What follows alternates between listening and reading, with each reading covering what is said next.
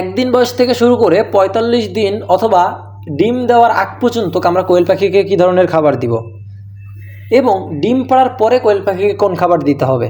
আমরা অনেক সময় বিভিন্ন খামার থেকে বাচ্চা, রেডি পাখি অথবা ডিম পাড়া কোয়েল পাখি কিনে আনি।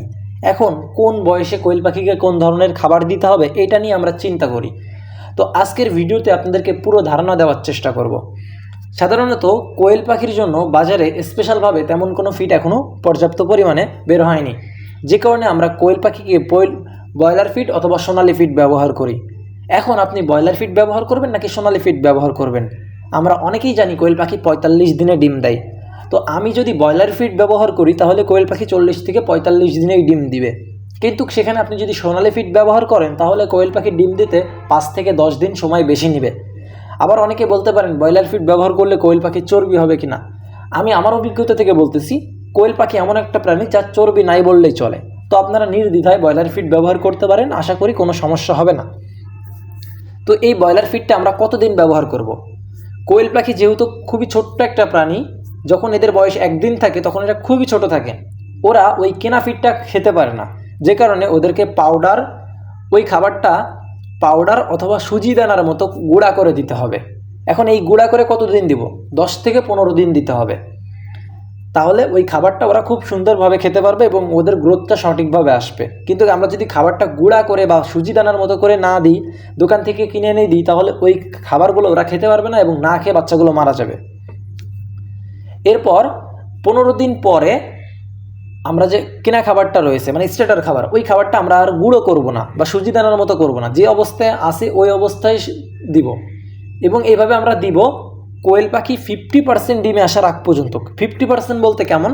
মনে করেন আপনার পাখি আছে ১০০, সেখানে আপনি ৪০-৫০টা ডিম যতদিন না পাবেন ততদিন এই ব্রয়লার স্টার্টার ফিডটি দিবেন। এখন অনেকেই ২০ দিন, ২৫ দিন, ৩০ দিন বা ৪৫ দিনের বাচ্চা কিনে আনেন। এই পাখি যতদিন আপনার মনে করেন যে অর্ধেক পাখিতে ডিম না দিবে ততদিন আপনি এই ব্রয়লার স্টার্টার ফিডটি ব্যবহার করবেন। আমরা অনেকেই আবার এই ভুলটা করি, আমাদের কোয়েল পাখির বয়স ৩০ দিন বা ৩৫ দিন হয়ে যাওয়ার পরেও আমরা মনে করি কোয়েল পাখিকে এখন লেয়ার ফিড দিতে হবে। এই ভুলটা কখনোই করা যাবে না। কোয়েল পাখি 50% ডিমে আসার আগে কখনোই কোয়েল পাখিকে লেয়ার ফিড দেওয়া যাবে না। লেয়ার ফিড দিলে কী হবে? কোয়েল পাখির গ্রোথটা কমে যাবে এবং ওদের যে ডিমটা আসার কথা সেই ডিমটা আসবে না, যে কারণে একটা বয়সের পর কোয়েল পাখিকে লেয়ার ফিড দিতে হয়। আমরা যখন কোয়েল পাখির 50% ডিম পাবো, এরপরে এই ব্রয়লার স্টার্টার খাবারের সাথে লেয়ার ফিড, অর্ধেক লেয়ার ফিড অর্ধেক ব্রয়লার ফিড, এই দুইটা খাবার মিক্স করে দিব। এবং আমার পাখি যখন 80% বা 90% মানে ফুল প্রোডাকশন ডিম যখন দিবে, এরপরে আমরা ব্রয়লার ফিড বাদ দিয়ে শুধুমাত্র লেয়ার ফিড ব্যবহার করব।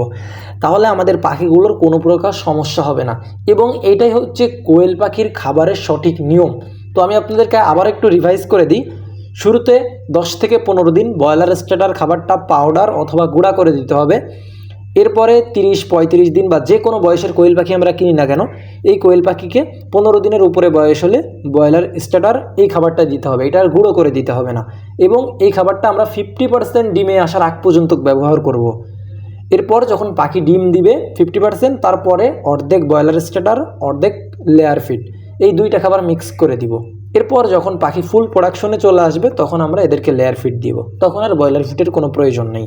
তো এই নিয়মটা ফলো করলে আপনার পাখি সুস্থ সবল থাকবে এবং আপনার পাখি খুব ভালোভাবেই ডিম দিবে ইনশাল্লাহ।